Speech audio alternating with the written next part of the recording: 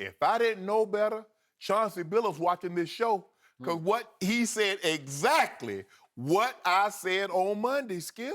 I said, Skip, when you look at this, I can see if LeBron was taking 22, 23 shots, Kyrie getting 13. You mentioned it also. Kyrie took more shots in the regular season than LeBron James did. And then it flipped in the playoffs. So he's getting his buckets. In the fourth quarter, game on the line, more times than not, they're going to him. Until game 3 of the finals. Go ahead. Although he was 0 for 7 from the three-point line, but that's neither here nor there. We're going to talk about this right now, Skip. LeBron, what we know about LeBron is the most unselfish superstar that maybe we've ever seen. That's not a true point guard. Obviously, Magic Johnson and John Stockton, they were a point guard. That was their job, was to distribute the basketball. But LeBron James is so unselfish, sometimes he makes a pass. The guy misses a shot. LeBron, you're 6'9", 260. Why don't you go to the basket? Yeah, why don't you? That's a good question. That is the question. You gonna let me talk, Skip? Well, you ask it. I didn't ask you. Huh? I'm asking hypothetically. Oh, so hypothetical questions cannot be answered across the table. I get it. Kyrie was 6th in shots attempts last year. The 5 guys in front of him, 3 of those guys did not make the playoffs. Dame Lillard, Boogie Cousins, Anthony Davis. And what did I also say? Once he got that championship, it made him a lot easier to make this decision. And I said it. He wanted to be Russell Westbrook because he see the love and admiration that's being heaped on him. 42 triple-doubles. He won the MVP. No chance of winning a title, but he's getting loved. He's getting praised. And that's what Kyrie so deserves. He loves his hero. Like a lot of guys growing up, their hero would say Allen Iverson or Michael Jordan. Kyrie Irving was Kobe Bryant. And we know Kobe wanted all the shots. He wanted all the shine. He wanted all the credit. And what Kyrie seems to be telling me and telling a lot of people is that it's not about winning. Well, maybe he thinks he can win in another location. But how about this, Skip? I would rather go and maybe win, be the guy, get the shots, as opposed to being next to a guy that I know we're going to win and we're going to compete for a title every single year. I wish him well. I don't begrudge Kyrie Irving. But as Chauncey Billups says, it makes no sense to me either. I know Chauncey a little bit from working at ESPN. I respect the heck out of Chauncey Billups. But in this case, he just doesn't get it. In this case, and I'm going to throw you into this also, you don't get it. Chauncey is completely off point because he's so way off base, and he comes across as naive, and I thought he did his homework through Ty Lue, a close friend of his, about what was really going on in the locker room behind the scenes with the Cleveland Cavaliers. Because frankly, Chauncey's argument against Kyrie just comes off as flat out weak to me. And I remind you, Chauncey did win an NBA championship back in 2004 against Kobe's Lakers on a team without a superstar. They were basically 5 pretty equal, very valuable cogs in that offense. And the truth was, the superstar personality and presence on that team was the head coach, Larry Brown.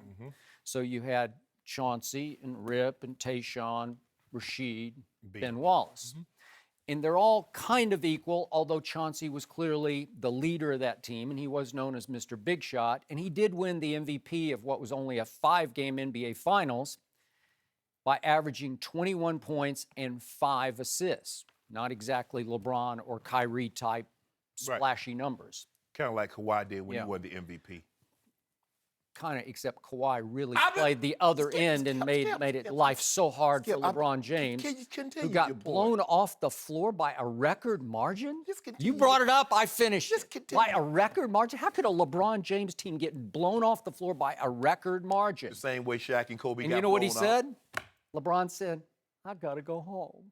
I got to go join Kyrie because I think I can get Kev to come with us to Cleveland, right? Whatever. Okay, yeah, that's what happened.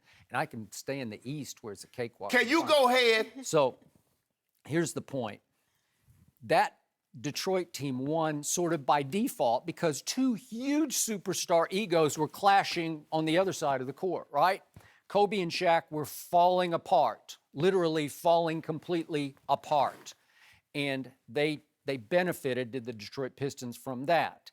So now, how can you condemn a Kyrie Irving for wanting out, not to go? Kyrie doesn't want to go to Golden State.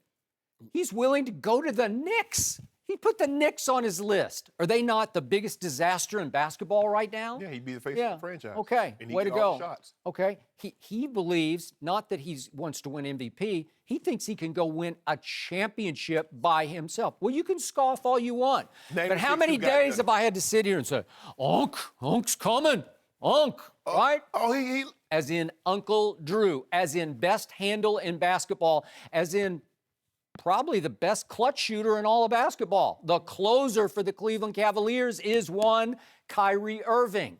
So how can you condemn him for finally saying, after 3 years with LeBron James, and I'm going to remind you again, he did not choose to team up with LeBron. LeBron chose to team up with him. Beautiful, right on schedule. After Kyrie says, okay, Dan Gilbert, okay, I'll do it. I'll sign your dotted line. I will commit for the next 5 years because I'm going to be the man, right? And you're going to be the man. 11 days later, the man came back. Right. And again, you can be next to the man. Yeah, you can be next to the man. And again, they teamed up just fine, but it's a cakewalk. It's East. They got to the finals last year going 23-23 over the last 46 games. You can't do that in the Western Conference. I can just tell you, you're going to be dead in that water if you go 23-23 in your last 46 in the West. Well, can't get away with it. Well, you made it seem like they went 15-37 in their first games. I mean, did that happen, Skip? I mean, you just can't right the ship that way in the West. They'll just devour you. You can when you run. Well, I hope LeBron, I just hope after next year, I just hope he goes and gets a little taste of the West. I want to see LeBron in the West. We might take our talent. Go to the Lakers, go to the Clippers, go to San Antonio and get a taste of it, because it ain't easy. It's a war of attrition, and you get beat up in the West, and you sort of stumble all the way into the finals. How you think we got those finals? We beat the best the West had to offer. Yep. We beat a 73-9 team. We beat a team with a three-headed monster in James Harden, Kevin Durant, Russell Westbrook, and we beat a team with 4 Hall of Famers, the San Antonio Spurs. So what you mean we don't know what it's like? But I tell you this, let me ask you this. Tell me the last time a 6'2" point guard led a team to a title. Isaiah did. It can be done. Hey, this is one of those guys I put in that category. I put it up in this category of Tom Brady's up in there, and I could throw in a couple of other names, but Kyrie is one of those guys you don't bet against. You do realize that Joe Dumars was a Finals MVP also.